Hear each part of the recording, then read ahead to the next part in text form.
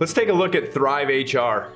In this module, you have a few different things we're going to look at. The first one's the employee. This is the employee records within Thrive. It actually rolls up information and ties into multiple sections of Thrive. One of those sections that rolls up into the employee record is this next section, which is training. In training, you can do things like capture classes. You can capture when you do the training, who's gone to the training. You can also have things linked together where you might have to take multiple classes in order to get a certificate. The other big benefit of training is it gives you reminders. If you have a reoccurring training, what kind of training is coming due for employees? There's a job applicant tool in here to capture applicants. There's also a time off request if you're looking to internally track time off and go to a manager, get approval, and just keep that in everybody's calendar.